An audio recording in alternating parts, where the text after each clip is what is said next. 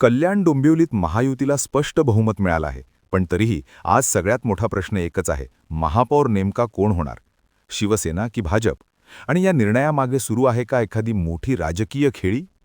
कारण वरवर पाहता सगळं शांत दिसत असलं तरी पडद्यामागे घडणाऱ्या हालचाली संपूर्ण समीकरण बदलू शकतात. म्हणूनच हा व्हिडिओ शेवटपर्यंत पाहणं महत्त्वाचं आहे, कारण शेवटी आपण असा मुद्दा मांडणार आहोत जो केवळ केडीएमसी नव्हे तर महाराष्ट्राच्या राजकारणावर परिणाम करू शकतो. कल्याण डोंबिवली महापालिकेच्या निवडणुकीत एकूण 122 जागांपैकी महायुतीनं स्पष्ट बहुमत मिळवलं आहे. शिवसेनेचे 53 नगरसेवक निवडून आले आहेत, तर भाजपचे 50 नगरसेवक आहेत. म्हणजे आकड्यांच्या दृष्टीनं पाहिलं तर शिवसेना थोडीशी पुढे आहे.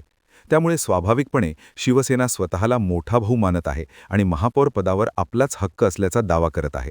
मात्र राजकारणात केवळ आकडे महत्त्वाचे नसतात, तर सत्ता, दबाव आणि रणनीती हे घटक अधिक निर्णायक ठरतात.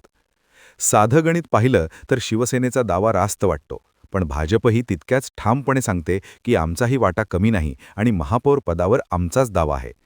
भाजपची संघटनात्मक ताकद, राज्यातील सत्तास्थानं आणि वरिष्ठ नेत्यांचा प्रभाव पाहता हा दावा दुर्लक्ष करण्यासारखा नाही. याच कारणामुळे महायुतीमध्येच आता सूक्ष्म पण तीव्र तणाव निर्माण झालेला दिसतो आहे. बाहेरून एकजूट दाखवली जात असली तरी आतून दोन्ही पक्ष आपापल्या ताकदीची चाचपणी करत आहेत. सध्या नगरसेवकांमध्ये एक महत्त्वाची चर्चा दबक्या आवाजात सुरू आहे. महापौर पदावर आगरी समाजाचा उमेदवार बसावा का? हा मुद्दा अचानक पुढे का आला, हा प्रश्न अनेकांना पडतोय. कारण केडीएमसी परिसरात आगरी समाजाचं मोठं मतबळ आहे आणि आगामी स्थानिक तसेच विधानसभा निवडणुकांमध्ये हा समाज निर्णायक भूमिका बजावू शकतो. त्यामुळे महापौर पदाच्या निर्णयातून भविष्यातील राजकीय गणितही साध्य करण्याचा प्रयत्न सुरू आहे, असं राजकीय जाणकारांचं मत आहे. शिवसेना या मुद्द्यावर कोणतीही संदिग्धता ठेवत नाही. पक्षाकडून 2 नावांची जोरदार चर्चा आहे.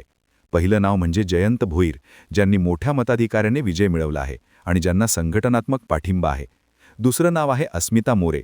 महिला आरक्षण लागू झाल्यास त्यांचं नाव पुढे येऊ शकतं.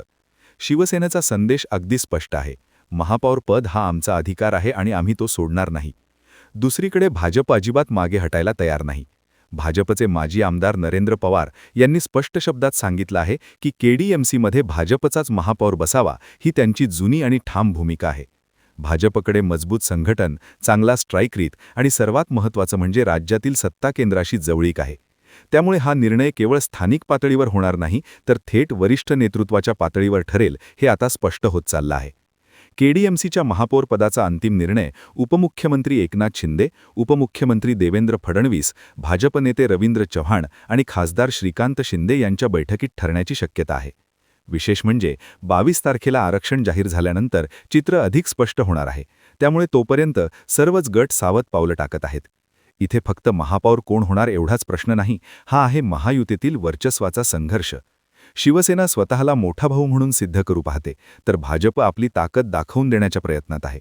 हा संघर्ष जर वाढत गेला तर त्याचा परिणाम भविष्यात महायुतीच्या एकतेवरही होऊ शकतो, हा धोका नाकारता येत नाही. जर शिवसेनेचा उमेदवार महापौर झाला तर शिवसेनेचे मनोबल निश्चितच वाढेल आणि स्थानिक पातळीवर पक्ष अधिक मजबूत होईल.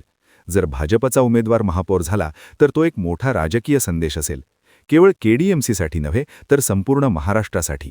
आणि जर आगरी समाजाचा विचार करून उमेदवार ठरवण्यात आला तर एक नवीन सामाजिक राजकीय समीकरण तयार होण्याची शक्यता आहे. तर मित्रांनो, केडीएमसीचा महापौर कोण होणार हा प्रश्न फक्त एका पदापुरता मर्यादित नाही. हा आहे महाराष्ट्राच्या राजकारणातील पुढच्या संघर्षाचा ट्रेलर. तुम्हाला काय वाटतं? शिवसेना की भाजप? कोणाचा महापौर हवा? तुमचं मत कॉमेंटमध्ये नक्की मांडा.